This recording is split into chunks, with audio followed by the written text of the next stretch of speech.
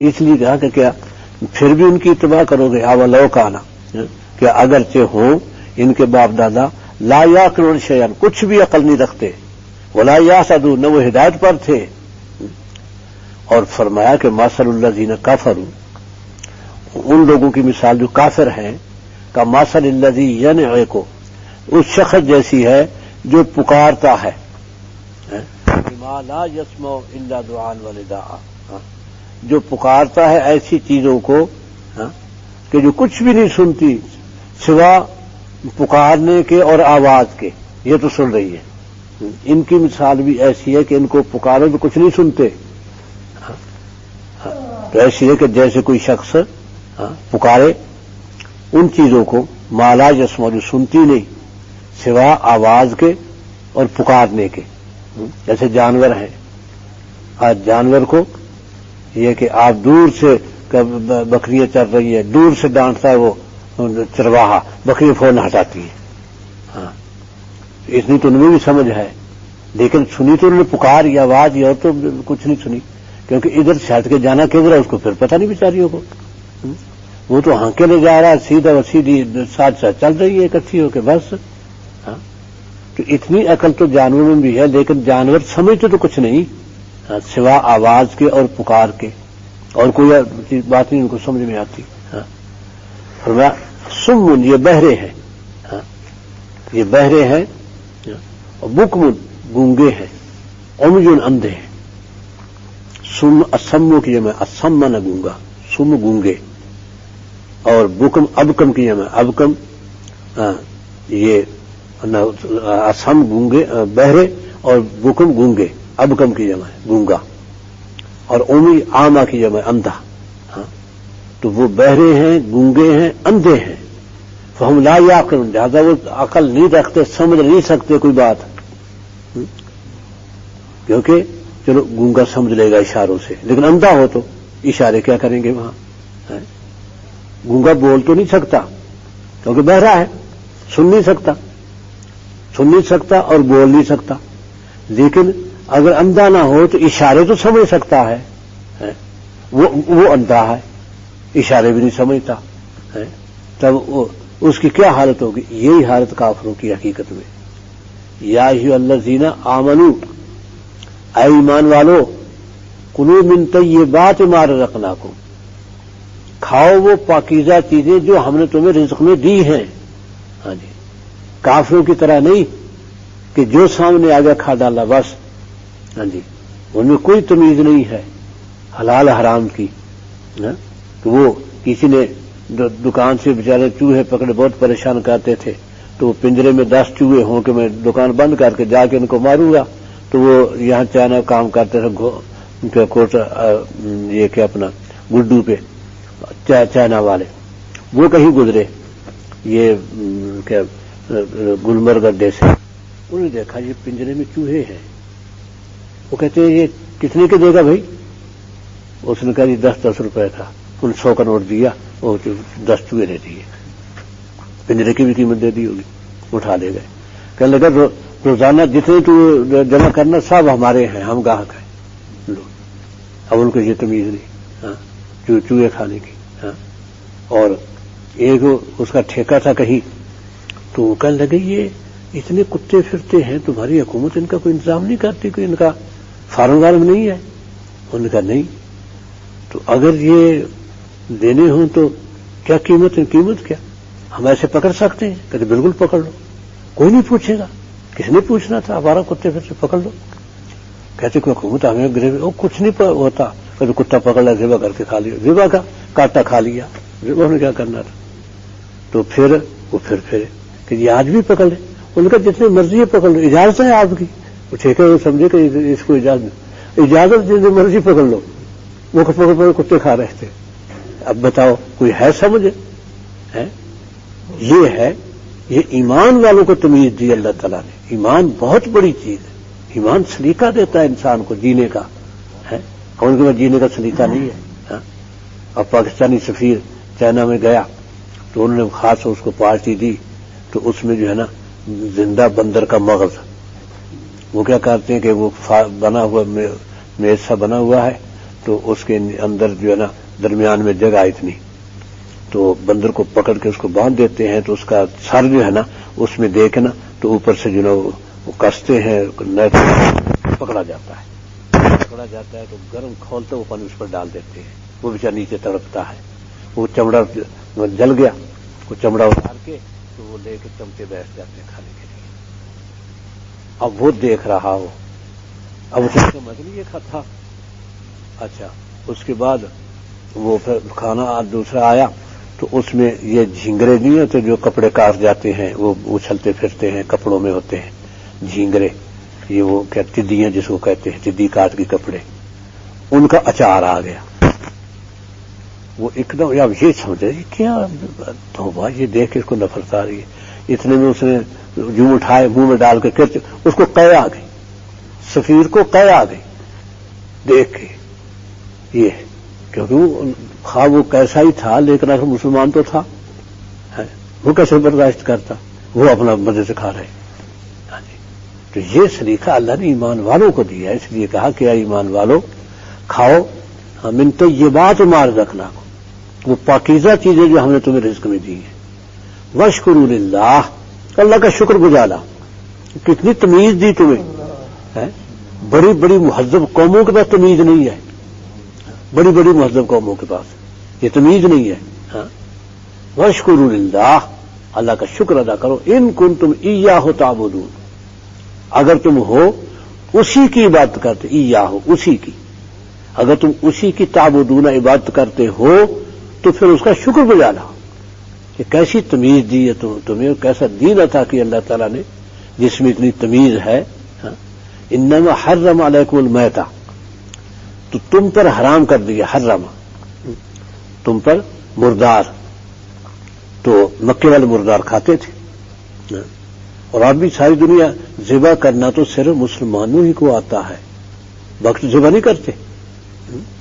ہو سکتا ہے یہود ذبح کرتے ہو، ممکن ہے کہ یہود ذبح کرتے ہو اور کیا عیسائی بھی ذبح کرتے ہو، لیکن ذبح کا جو طریقہ علیہ وسلم کا ہے وہ تو کسی کے پاس نہیں ہے، تو وہ مردار حرام کر دیا، تو مکے والے کھاتے تھے مردار، والدم، اور خون حرام کر دیا، یہ انتڑیوں کو صاف کر کے اس میں خون بھر لیتے تھے جانور کا، اور بھر کے اس کو بند کر دیا اور پھر اس کو تل دیا، یہ اور وہ کھاتے تھے۔ یہ تو خون، لحم الخنزیر، خنزیر کا گوشت، اب اس وقت یورپ کا یہ محبوب ترین غذا خنزیر کا گوشت ہے، باقاعدہ ڈبوں بند ہوتا ہے، بڑے فارم ہے خنزیر کے، اور وہ جس پر غیر اللہ کا نام پکارا گیا ہو، یعنی وہ ساتھی میں گیا وہاں شہباز قلندر، تو وہاں کہتے ہیں وہ نام شہباز قلندر کے نام پر، بس لال شہباز قلندر، اور بس اللہ اکبر بسم اللہ نہیں، بس لال شہباز قلندر، چلو جی ذبح ہو رہے۔ تو اس لیے اب بھی مزاروں پر ہوتے ہیں ذبح، تمام مزاروں پر ہوتے ہیں ذبح، اس وقت لے کے آتے ہیں بکرے لوگ، مزار پہ ذبح کرنا ہے۔ ہاں، تو جو جس پر نام لے دیا گیا غیر اللہ کا، ہاں، کیونکہ مسلمان تو ذبح کرتے بسم اللہ، اللہ کے نام پر، ہاں، اور پھر اللہ اکبر، اللہ بڑا ہے، یعنی مجھے ذبح کا حکم دیا، دے سکتا ہے حکم، کیونکہ بڑا ہی حکم دے سکتا ہے، جانور اس کے پیدا کیے ہوئے ہیں، ہم کیسے ذبح کر سکتے تھے اس کی پیدا کی ہوئی چیز کو؟ اس نے کہا میرے پیدا کیے میری مخلوق ہے، میں اجازت دے رہا ہوں کو ذبح کرو اور کھاؤ، لیکن اکبر ہے، بسم اللہ ہے، واللہ اکبر، یہ اللہ کا نام لے کے ذبح کیا، وہ اس پہ غیر اللہ کا نام لیتے ہیں۔ تو غیر اللہ کا کیا ہے بھائی کہ جس کے لیے ذبح کرو؟ وہ یہ تھا نا کہ حضرت عمر کے چچا جو تھے زید بن عمر، نبی صلی اللہ علیہ وسلم کی جوانی کے وقت میں تھے، تو وہ پہلے میں نے بتایا کعبے میں آتے تو جو لوگ ذبح کرنے آتے بکریاں وغیرہ لے کے آتے، بتوں کے نام پہ ذبح کرنی ہے، تو اس کو بھی ذبح کرنے سے پہلے ایک میری بات سن لے، یہ کس نے پیدا کی ہے بکری؟ وہ کہتے جی اللہ نے پیدا کی ہے۔ تو آسمان سے پانی کس نے اتارا؟ یہ اللہ تعالیٰ نے اتارا ہے۔ اس سے گھاس کس نے اگائی ہے؟ اللہ تعالیٰ نے اگائی ہے۔ تو تجھے شرم نہیں آتی کہ اللہ کے نام کے بجائے بت کے نام پہ ذبح کر رہا ہے؟ بت کا کیا تعلق ہے اس کے ساتھ ہے؟ بکری اللہ کی ذبح کرے تو بت کے نام پر.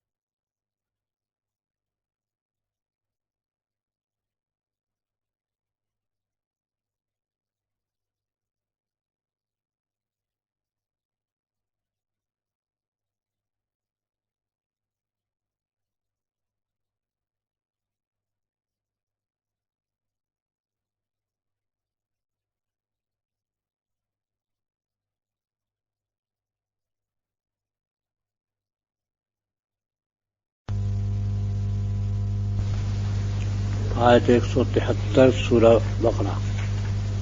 اعوذ باللہ من الشیطان الرجیم بسم اللہ الرحمن الرحیم. انما حرم علیکم المیتۃ والدم ولحم الخنزیر وما اہل به لغیر اللہ فمن اضطر غیر باغ ولا عاد فلا اثم علیہ ان اللہ غفور رحیم. انما حرم حرام کر دیا تم پر مردار اور خون اور خنزیر کا گوشت اور وہ جانور جس پر جو ذبح کیا گیا ہو غیر اللہ کے نام پر، جس پر غیر اللہ کا نام پکارا گیا ذبح کے وقت، وہ بھی حرام ہے. یعنی خنزیر ہی کی طرح وہ حرام ہے. اور بکری تھی، بکرا تھا، وہ دمبا تھا، بھیڑ تھی، گائے بھینس، تو وہ تو حلال ہے جانور، لیکن اللہ کے غیر اللہ کا نام لے کے اسے حرام قرار دے دیا گیا، خود حرام کر دیا. حالانکہ وہ تو جانور تو حلال تھا. اب وہ کیا غیر اللہ کے نام پر ذبح ہونے سے خنزیر جیسا حرام ہو گیا. خنزیر اور اس میں کوئی فرق نہیں رہ گیا، وہ نہیں کھا سکتے. اور فمن اضطر جو مجبور ہو جائے، تو اب یہ ہے کہ باقی درندے وہ پہلے ہی نہیں کھائے جاتے تھے، ان کا ذکر اس لیے نہیں آیا کہ وہ عرب میں ان کے کھانے کا رواج تھا ہی نہیں کہ ان کا ذکر کیا جاتا. وہ پہلے سے عرب ان کو حرام سمجھتے تھے، لیکن خنزیر کھایا جاتا تھا. ہاں جی، اس کو نہیں حرام سمجھتے تھے. سب سے بڑا حرام یہ تھا. ایسی مردار بھی کھاتے تھے، تو کیونکہ بھی حلال جانور ہے، مردار کھا لیتے تھے، تو وہ مرنے سے وہ نہیں سمجھتے کہ یہ حرام ہو گیا. تو باقی جو ہے یہ کتا ہے، بلی ہے، لومڑی ہے، گیدڑ ہے، یہ بھیڑیا ہے، یہ پہلے سے عرب کے ہاں حرام تھے. یعنی کوئی نہیں کھاتا تھا، اس لیے ان کا ذکر نہیں آیا. ان کا ذکر آیا جو کھائے جاتے تھے، ان میں کیا حرام ہے. ہاں جی، تو اس لیے آگے سورہ نحل میں آئے گا الا طاعمی یطعم، ہم نے نہیں حرام کیا کھانے والے پر جو کھا رہے ہیں، ان میں سے یہ چیزیں حرام ہیں. اور جو مجبور ہو جائے، یعنی کسی ایسی جگہ پر پہنچ گیا کہ جہاں بھوک ہے، بہت زیادہ بھوک ہے، اب جان لبوں پہ آ گئی، دیکھا کہ کوئی بکری بھیڑ کوئی چیز مری پڑی ہے، تو وہ اس کو وہاں سے گوشت کاٹ کے کھا سکتا ہے. لیکن غیر باغ والا عاد، دو شرطیں ہیں. ایک تو چاہنے والا نہ ہو، باغ یعنی طلب نہ ہو دل میں کہ مثلا بھی کسی نے بھوکا تھا اسے خنزیر کا گوشت دے دیا، کسی پہلے سے وہ لندن پلٹ تھا یا امریکہ پلٹ تھا، ایک جگہ چلو مزے ہو گئے، خنزیر تو کھائیں گے. ہاں، اس کے لیے حلال نہیں ہے. جو دل سے چاہتا ہو اس کے لیے حلال نہیں ہے. یہ حلال اس کے لیے ہے، یہ حلال ہو.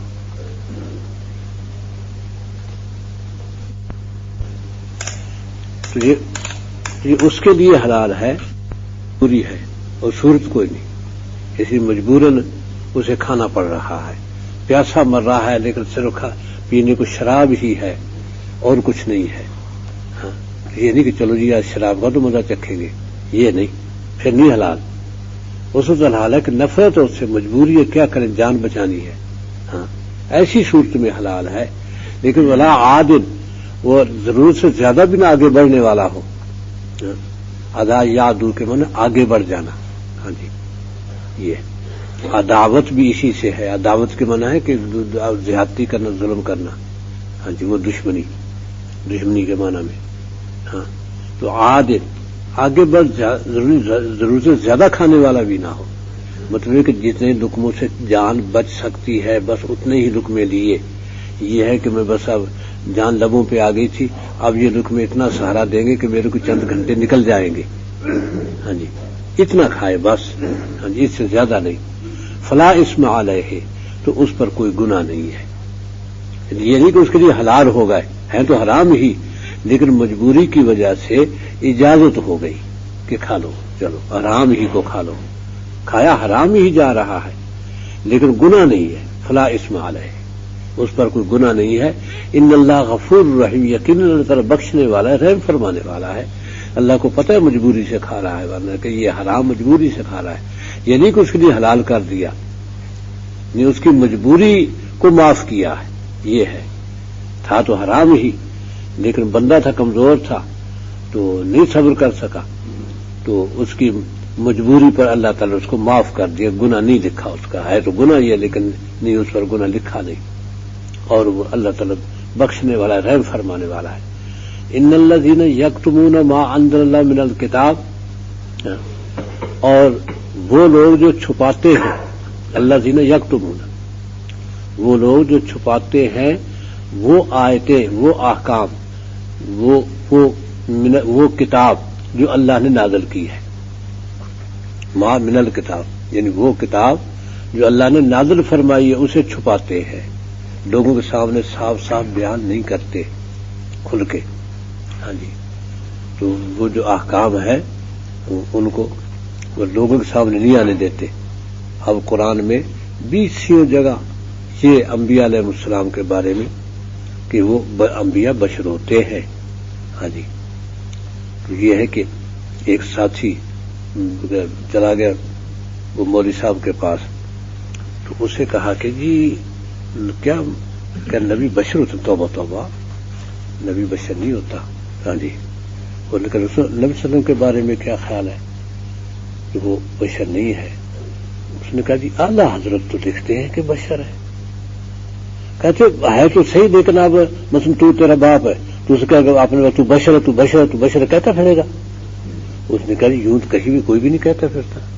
کون کہتا پھرتا آپ بشر تھے، آپ بشر تھے، یوں تو کوئی بھی نہیں کہتا. بات مانی کے تھے کیا یہ. اب اس کو جواب دیا مولوی صاحب کو، اس کو پوچھنا تھا کہ وہ تھے کیا. یہ تو نہیں کہتے پھرتے ہیں کہ تو بشر ہے، تو بشر ہے، تو بشر ہے، اس کہنے کی ضرورت ہے. ہاں، اب ان کو یہ معلوم نہیں کہ بشر خوشخبری کو کہتے ہیں. اصل بشر کے مطلب نمایاں اور واضح اور ظاہر ہو جانے کی. ہاں، تو جب خوشخبری ہوتی تو انسان کی طبیعت نمایاں ہو جاتی. ہاں، تو ہر نبی بشیر ہوتا ہے، خوشخبری دینے والا، یہ نبی کی صفت ہے. بشیر ہوتا ہے، خوشخبری دیتا ہے. ہاں جی، تو اس لیے کائنات کے لیے آدم علیہ السلام خوشخبری تھے، کیونکہ کائنات سونی تھی، کچھ بھی نہیں. رونق آدم نے بخشی. ہاں جی، اور نمایاں ترین فرد آدم تھا، اس لیے آدم کا نام اللہ تعالیٰ نے بشر رکھا. ہاں، ویسے تو جنس کے لیے تو خاکی ہے، مٹی سے پیدا ہوئے آدم. ہاں، اور ساری مخلوق مٹی سے پیدا ہوئی ہے، زمین کی ساری مخلوق مٹی سے پیدا ہوئی ہے. تو اس لیے بشر کے معنی تھے وہ خوشخبری ایک طرح سے، اور بشارت خوشخبری کو کہتے ہیں کہ آدم علیہ السلام کائنات کے لیے خوشخبری بن کے آئے. سنسان تھی زمین، کچھ بھی نہیں تھا، آدم نے رونق بخشی دی. اب دیکھیں زمین پہ رونق ہی رونقیں ہیں. ہاں، کیونکہ آدم بشر تھا. ہاں، تو بشر ہونا نبی کی توہین نہیں ہے. ہاں، یہ تصور پیدا ہو گیا ہمارے پنجاب میں. ہاں جی، کیونکہ یہ پتہ نہیں کہ بشر کے حقیقی معنی کیا ہے. تو نبی سارے ایک بشیر ہوتا ہے، اور بشیر جو ہے وہ بشر سے ہی ہے. ہاں، نبی کی صفت ہے بشیر ہونا.